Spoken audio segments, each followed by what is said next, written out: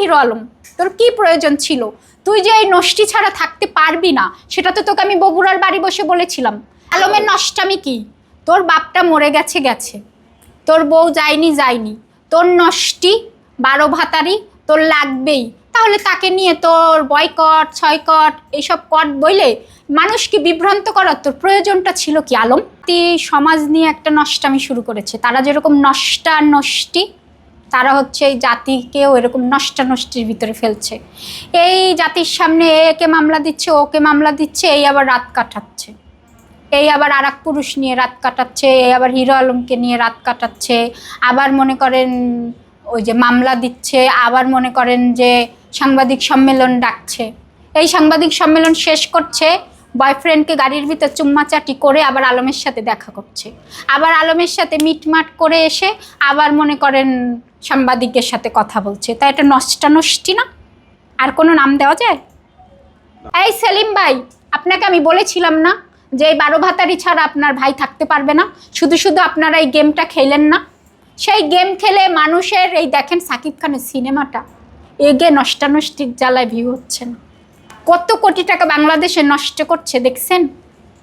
আবার কোরআন ছুঁয়ে বলে আমার তিনটা ছাড়া নারী আর নেই। তা নারী তো কতগুলো রয়েছে, তা সাকিব খানের মতো একটা সুপারস্টারের নামে বলে কোরআন অবমাননা। তুই আলম, তুই কোরআন পড়তে জানিস? তুই অবমাননা করিসনি। ওর জীবনে 3 নারী আসার যদি প্রমাণ হয় আর একটা নারী আছে, তাহলে জুতার মালা পরবে।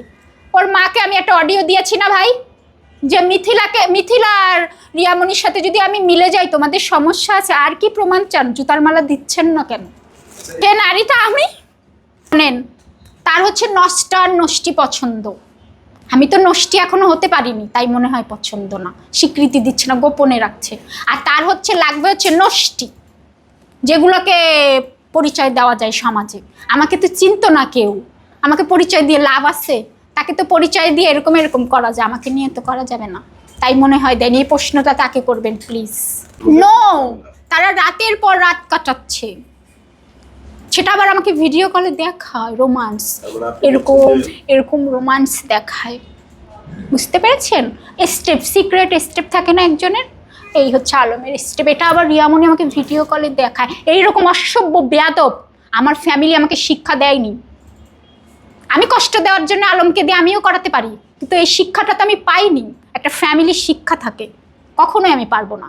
এত বদমাশি আমি জীবনেও করতে পারবো না, সেটা আলম সাহেব জানে। এই মিলে গেছে, আবার 2 দিন পর দেখবেন মিলে যায়নি। এইটাই আমি বলেছি, তোমরা 6 মাস দেখাও আমাকে তোমরা কতটা মেলো, তারপর আমার বিষয়টা টেনো। কিন্তু তারা এই মেলে এই আবার ছুটে যায়। তাদের হচ্ছে মেন হচ্ছে তারা রাত কাটায়, দিনের বেলা আবার তাদের এর গার্লফ্রেন্ড লাগে, এর বয়ফ্রেন্ড লাগে। আমার কাছে ডিভোর্সের পেপার আছে, আপনাদের কাছে আমি দিয়ে যাব, আপনারা লাগিয়ে দিয়েন। ছবি হোয়াটসঅ্যাপে দিয়ে দিচ্ছি। আলম আর রিয়ামনির divorce paper, mutual divorce paper, 24 সালে মে মাসের 26 তারিখ। এখন না তো, ওর পর থেকে কত ভিডিও সোশ্যাল মিডিয়া আছে, কত তারা থেকেছে, অনৈতিক কাজ করেছে, সেটা আপনারা হিসাব করেন। কত দিন, কত মাস, কত ঘন্টা। আমি তো অসুস্থ ভাই, তখন বারবার আপনি এই প্রশ্নটা করেন। আমি এখন যদি অসুস্থ থাকি, এখন আপনি ইন্টারভিউ নিলে আমার পাশে তো একজনকে দিতে হবে। আমি যদি ঘুরে পড়ে যাই, তখন আমার পাশে একজন দিতে হবে না? সে আমাকে ভালোবাসা দেখাইছে, আমি খুব আমি অল্পতে বিশ্বাস করে ফেলি মানুষকে, সেটা আলম সাহেব সবসময় বলে। অনেক রেকর্ডিং আছে আমার কাছে, যে তুই অল্পতে বিশ্বাস করিস, তোর একটু ভালোবাসলেই তুই ভুলে যাস। এই রেকর্ডিং। কারোর বিপক্ষে কথা বলছি না, কারোর পক্ষে বলছি না, সত্যি কথা বলছি।